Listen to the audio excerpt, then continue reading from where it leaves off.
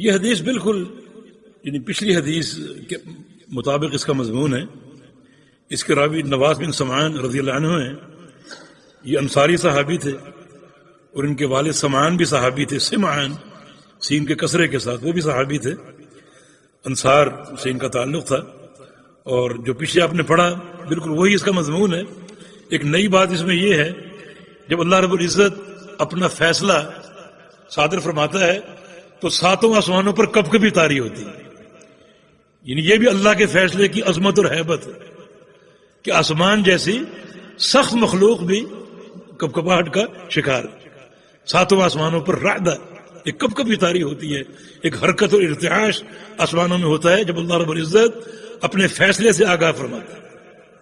میں نے ایک حدیث پڑھی طبرانی میں, جناب ابن مسعود رضی اللہ عنہ فرماتے ہیں کہ نبی علیہ السلام ممبر پر کھڑے ہوئے تھے اور خطبہ ارشاد فرما رہے تھے اور آپ اللہ تعالیٰ کی توحید بیان کر رہے تھے. اور یہ آیت آپ نے پڑھی ممبر پر کھڑے ہو کر کہ ما قدر اللہ حق قدرہ, کہ لوگ اللہ تعالیٰ کی قدر کا حق ادا نہیں کرتے, کما حق کو اس کی قدر نہیں کرتے. اللہ کے نبی صلی اللہ علیہ وسلم نے آیت پڑھی اور اچانک میری نگاہ ممبر پر پڑی. ممبر کانپ رہا تھا. ممبر میں اس طرح کا ارتعاش تھا. ممبر پر ایک کپکپاہٹ طاری تھی. اور انسان اتنا سخت دل, اس کو کوئی اثر نہیں ہوتا, نصیحت قبول نہیں کرتا.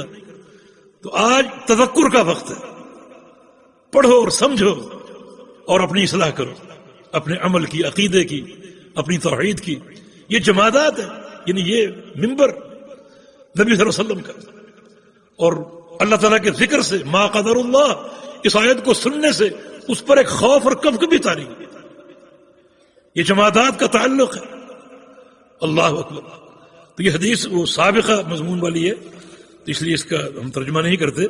مضمون وہی ہے کہ فرشتوں پر ایک ہیبت طاری ہوتی ہے اور پھر آہستہ آہستہ ان کو ہوش آتا ہے اور پھر ان کو یکے بعد دیگرے, 7ویں آسمان پہ, 6ٹھے آسمان, پھر 5ویں آسمان, اس طرح آہستہ آہستہ تمام فرشتوں کو اس فیصلے سے آگاہی ملتی ہے. اور پھر وہ فیصلہ جہاں اس کی تنفیذ ہوتی ہے جبریل وہاں اس کو پہنچا کر آتے ہیں. یہ پروردگار کے فیصلے کی عظمت ہے. یہاں شیخ الاسلام کا مقصد یہ ہے کہ فرشتوں کو بھی اللہ کے سوا پکارا جاتا ہے اور اتنی قوی مخلوق ہے مگر بے بسی دیکھو, اللہ تعالیٰ کا خوف دیکھو, فرشتوں کا عجز دیکھو, فرشتوں کی خشیت دیکھو. تو ہمیں بھی یہاں سوچنا چاہیے کہ جن کو ہم اللہ کے سوا پکارتے ہیں وہ تو خود اللہ سے ڈرتے ہیں اور اس کے خوف میں مبتلا ہے. تو پکارنے کے مستحق صرف اللہ تعالیٰ ہی ہے.